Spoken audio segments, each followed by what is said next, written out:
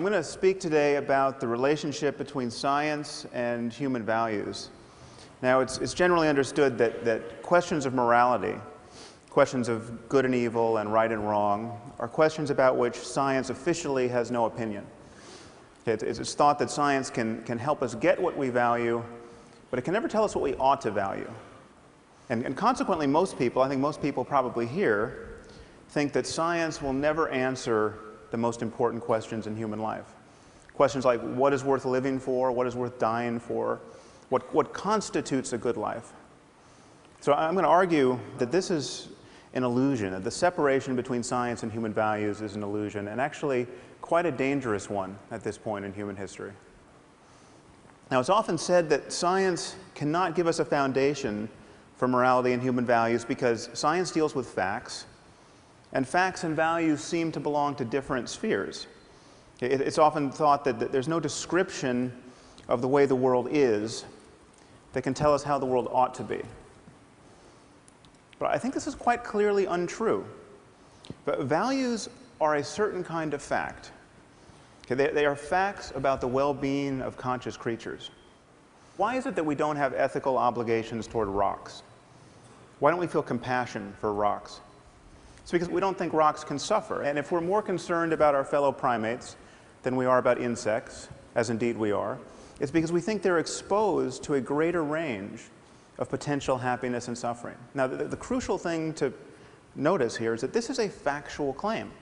This is something we could be right or wrong about. I mean, if we've misconstrued the relationship between biological complexity and the possibilities of experience, well, then we could be wrong about the inner lives of insects. Okay, and there is no notion, no version of human morality and human values that I've ever come across that is not at some point reducible to a concern about conscious experience and its possible changes. I mean, even if you get your values from religion, even if you think that good and evil ultimately relate to conditions after death, either to an eternity of happiness with God or an eternity of suffering in hell, you are still concerned about consciousness and its changes. And to say that such changes can persist after death is itself a factual claim, which, of course, may or may not be true. Now, to speak about the conditions of well-being in this life for human beings, we know that there's a continuum of such facts. We know that it's possible to live in a failed state, where everything that can go wrong does go wrong, where mothers cannot feed their children, where strangers cannot find the basis for peaceful collaboration, where people are murdered indiscriminately. And we know that it's possible to move along this continuum towards something quite a bit more idyllic, I mean, to a place where a conference like this is even conceivable. And we know that there are right and wrong answers to how to move in this space. Would adding cholera to the water be a good idea? Well, probably not. Would it be a good idea for everyone to believe in the evil eye so that when bad things happen to them, they immediately blame their neighbors? Probably not. There are truths to be known about how human communities flourish, whether or not we understand these truths. And morality relates to these truths. So in talking about values, we are talking about facts. Now, of course, our situation in the world can be understood at many levels. There's from the level of the genome on up to the level of economic systems and political arrangements. But if we're going to talk about human well-being, we are of necessity talking about the human brain, because we know that our experience of the world and of ourselves within it is realized in the brain, whatever happens after death.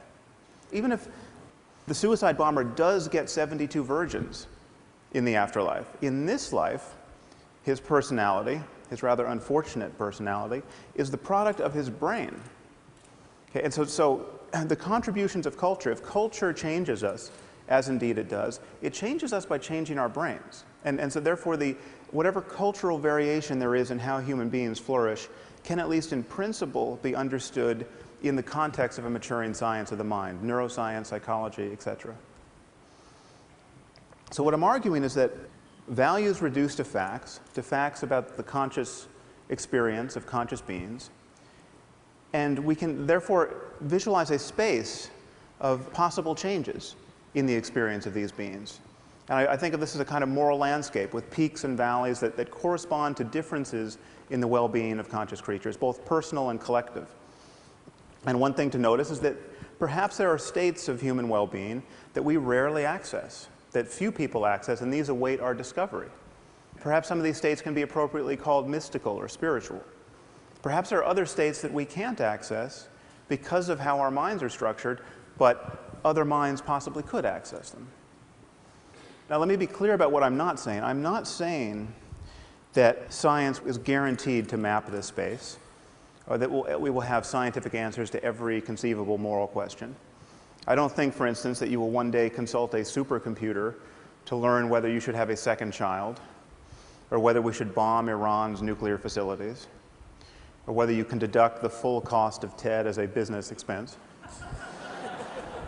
But if questions affect human well-being, then they do have answers, whether or not we can find them. And just admitting this, just admitting that there are right and wrong answers to the question of how humans flourish, will change the way we talk about morality, and will change our expectations of human cooperation in the future. And for instance, there are 21 states in our country where corporal punishment in the classroom is legal, where it is legal for a teacher to beat a child with a wooden board hard, raising large bruises and blisters and even breaking the skin. And hundreds of thousands of children, incidentally, are subjected to this every year. The locations of these enlightened districts, I think, will fail to surprise you. We're not talking about Connecticut. And the rationale for this behavior is explicitly religious. The creator of the universe himself has told us not to spare the rod lest we spoil the child. This is in Proverbs 13 and 20 and I believe 23. But we can ask the obvious question, okay, is it a good idea, generally speaking, to subject children to pain and violence and public humiliation as a way of encouraging healthy emotional development and good behavior? Okay, is there any doubt that this question has an answer and that it matters? Now, many of you might worry that the notion of well-being is truly undefined and seemingly perpetually open to be reconstrued. And so then how, therefore, can there be an objective notion of well-being? Well, consider by analogy the concept of physical health. I mean, the concept of physical health is undefined, as we just heard from Michael Spector. It has changed over the years. When this statue was carved, the average life expectancy was probably 30. It's now around 80 in the developed world. There may come a time when we meddle with our genomes in such a way that not being able to run a marathon at age 200 will be considered a profound disability. You know, people will send you donations when you're in that condition. Notice that the fact that the concept of health is open, genuinely open for revision, does not make it vacuous. Okay, the distinction between a healthy person and a dead one is about as clear and consequential as any we make in science. Now, another thing to notice is there may be many peaks on the moral landscape. There may be equivalent ways to thrive. Okay, there may be equivalent ways to organize a human society so as to maximize human flourishing. Now, why wouldn't this undermine an objective morality? Well, think of how we talk about food. I would never be tempted to argue to you that there must be one right food to eat. There's clearly a range of materials that constitute healthy food.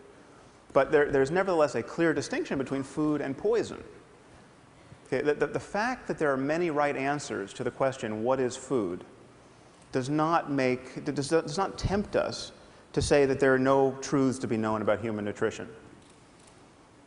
Now, many people worry that a universal morality would require moral precepts that admit of no exceptions. So for instance, if it's really wrong to lie, it must always be wrong to lie. And if you can find an exception, well, then there's no such thing as moral truth.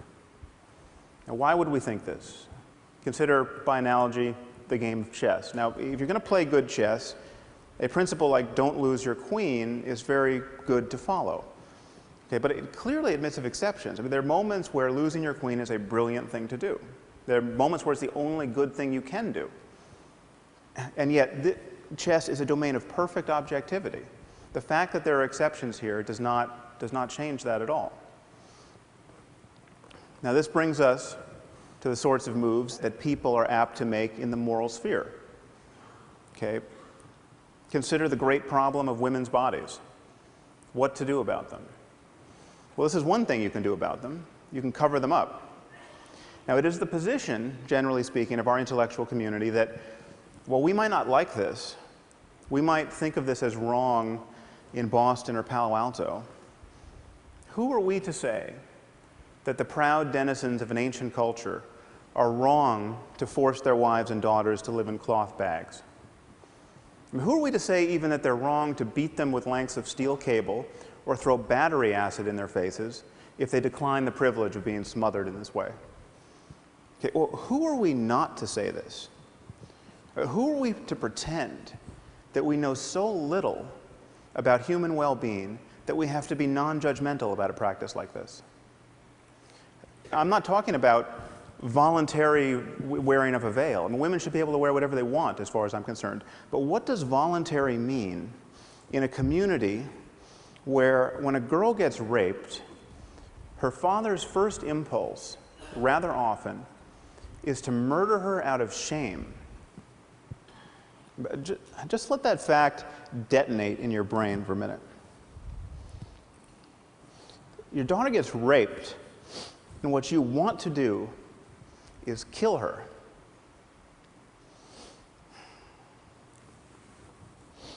What are the chances that represents a peak of human flourishing? Now, to say this is not to say that we have got the perfect solution in our own society. I mean, for instance, this is what it's like to go to a newsstand almost anywhere in the civilized world. Now, granted, for many men, it may require a degree in philosophy to see something wrong with these images. But if we are in a reflective mood, we can ask, is this the perfect expression of psychological balance with respect to variables like youth and beauty in women's bodies? I mean, is this the optimal environment in which to raise our children? Probably not. Okay, so perhaps there's some place on the spectrum between these two extremes that represents a place of better balance. Okay?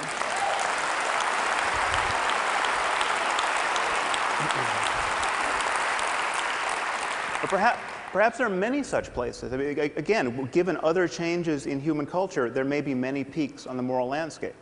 But the thing to notice is that there'll be many more ways not to be on a peak. Now, the irony, from my perspective, is that the only people who seem to generally agree with me and who think that there are right and wrong answers to moral questions are religious demagogues of one form or another. And of course, they think they have right answers to moral questions because they got these answers from a voice in a whirlwind. Okay, not because they made an intelligent analysis of the causes and condition of human and animal well-being. And in fact, the endurance of religion as a lens through which most people view moral questions has separated most moral talk from real questions of human and animal suffering. This is why we spend our time talking about things like gay marriage and not about genocide or nuclear proliferation or poverty or any other hugely consequential issue. But the demagogues are right about one thing. We need a universal conception of human values. Now, what stands in the way of this? Well, one thing to notice is that we do something different when talking about morality, especially secular, academic, scientist types. When talking about morality, we value differences of opinion in a way that we don't in any other area of our lives. So, for instance, the Dalai Lama gets up every morning meditating on compassion, and he thinks that helping other human beings is an integral component of human happiness. Okay, on the other hand, we have someone like Ted Bundy. Ted Bundy was very fond of abducting and raping and torturing and killing young women. Okay, so we appear to have a genuine difference of opinion about how to profitably use one's time. Okay. Most Western intellectuals look at this situation and say, well, there's nothing for the Dalai Lama to be really right about, or for Ted Bundy to be really wrong about, that admits of a real argument that potentially falls within the purview of science. Okay, that he likes chocolate, he likes vanilla. There's nothing that one should be able to say to the other that should persuade the other. Now notice that we don't do this in science. On the left you have Edward Witten. He's a string theorist. If you ask the smartest physicists around, who's the smartest physicist around, in my experience, half of them will say Ed Witten. The other half will tell you they don't like the question.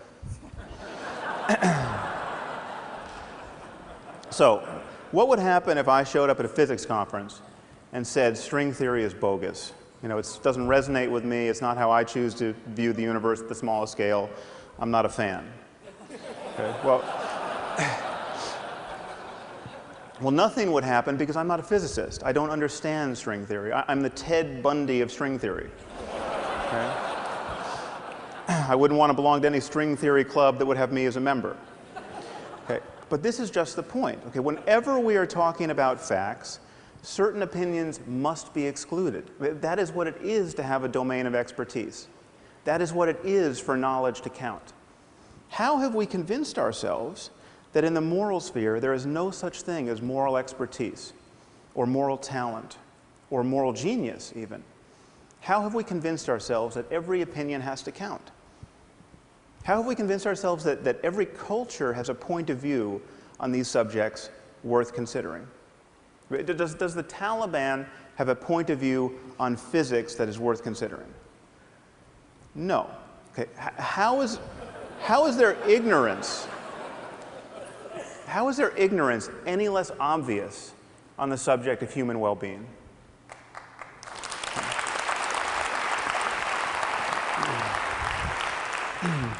So this, I think, is what the world needs now. It needs people like ourselves to admit that there are right and wrong answers to questions of human flourishing.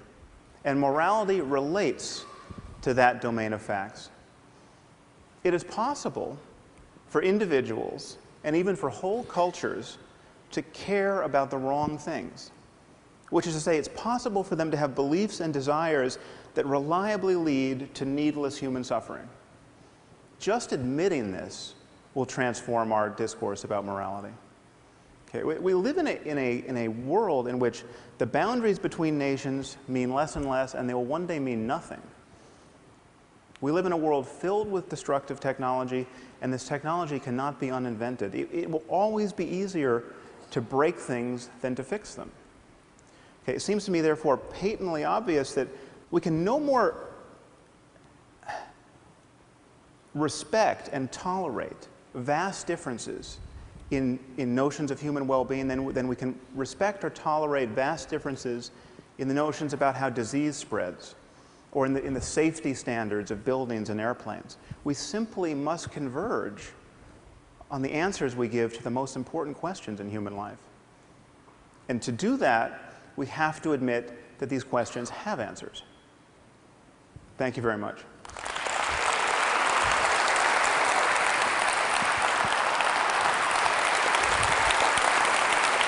Thank you.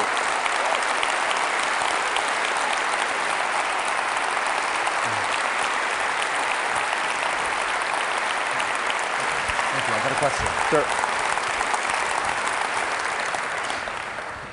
So, some combustible material there. Yeah. Whether in this audience or people elsewhere in the world hearing some of this may well be doing the screaming with rage thing after as well, some of them. Language seems to me is really important here. When you're talking about the veil, you're talking about women dressed in cloth bags. You know, I've lived in the Muslim world, spoken with a lot of Muslim women, and some of them would say something else. They would say, no, you know, this is a celebration of female specialness. It helps build that, and it's an expression, it's a result of the fact that, and this is arguably a sophisticated psychological view, that male lust is not to be trusted.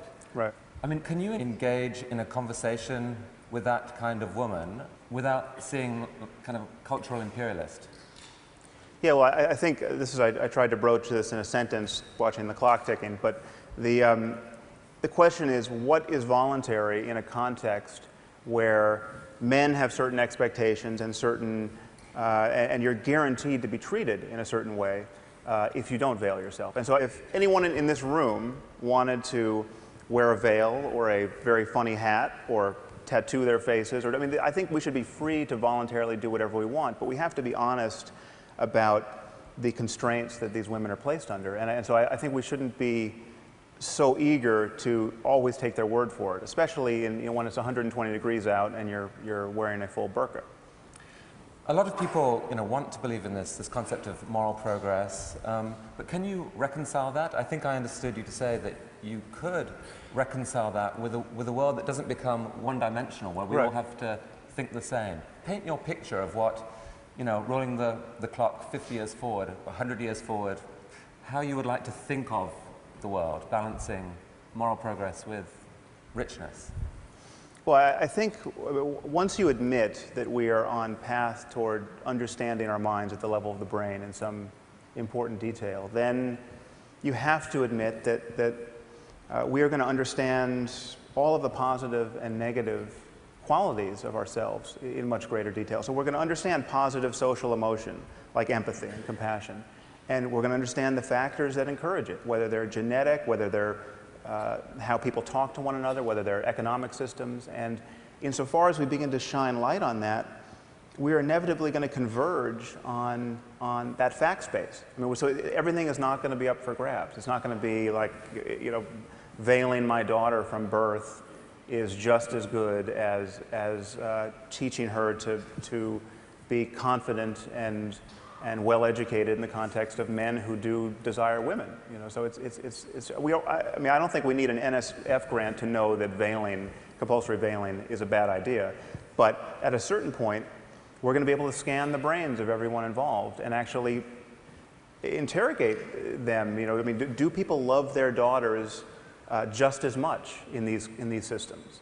And I think they're clearly right answers to that. And if the results come out that actually they do, are you prepared to shift your instinctive current judgment on some of these issues? Well, yeah, modulo one obvious fact that you can love someone in the context of a truly delusional belief system, so that you can say, like, because I knew my gay son was going to go to hell if he found a boyfriend, I chopped his head off, and that was the most compassionate thing I can do. If you get all those parts aligned, yes, I think you could probably be feeling the emotion of love. But again, then we have to talk about well-being in a larger context. And it's all of us in this together. It's not one man feeling ecstasy and then blowing himself up on a bus. Sam, this is a conversation I would actually love to continue for hours. We don't have that, but maybe another time. Thank you for coming to TED. Really an honor. Thank you. Thank you.